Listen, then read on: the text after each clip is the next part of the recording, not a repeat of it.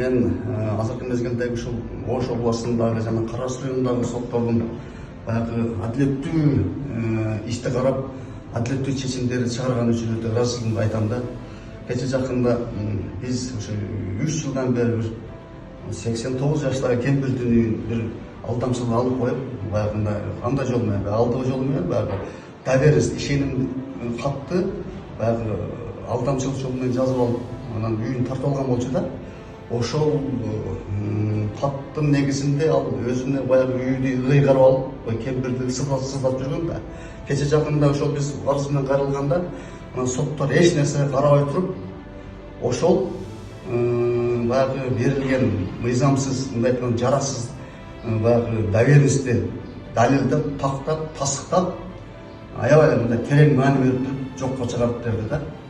Биз өтө ошого ыраазыбыз. Ушундай соттордун иши ийгиликтүү болуп, иши жүрүшө берсин, Кудай буйруса Кыргызстан оңолот деп ишенем.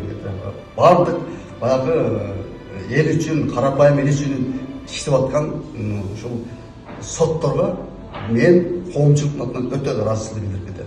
Кемчибеков айылчы Каракулча райондук сотуна сотко кайрылганынын себеби Абдиева Айсалдын өлгөндүгүн аныктап, закисиме көртүрүп алышка кайрылды.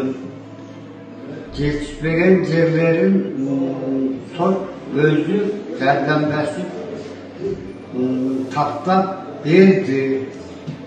Мен Каракулча райондук сотуна ыраазычылыгымды айтам.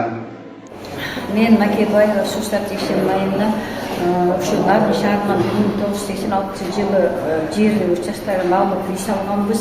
Жолдошум экөөбүз анан 1997 жылы жолдошумдун ооруганга байланыштуу Чүй жакка көчүп кеткенбиз. Ал ошол боюнча үйүм каралбай, калкка үйүбүз калып калган болчу. Анан ушу 24 жылы келип үйдү кайрадан салып, оңдоштуруп жашайлы десек, мэрияга убактылуу өтүп кеткен экен. Госреестрге барсам, госреестрдегилер сотко кайрылыңыз, сот болбойт дегенден анан сот Гасиев Эрланга кайрылып, Нарын облусунун административдик сотуна доо арыз менен кайрылганыбызда бизге мыйзам чегинде акыйкаттуу чечим чыгарып берди. Жеке судья Хусанов Айбек жана ушул соттун кызматкерлери тууралуу айта кетсем, судья соттук жыйналыштарды процессуалдык кодекстин талаптарына ылайык өткөрүп, иш боюнча маңыздуу суроо талаптарды коюп, өзүнүн кесипи судья катары көрсөтө алды. Ал эми аппараттын кызматкерлери жөнүндө айта кетсем, абдан кичинекей киши менен мамиле түзө алган кызматкерлер экендигин далилдеп, кайрылууларды так жана сылык мамилелер менен канааттандырып беришти. Ошо баарына ыраазычылык билдирем.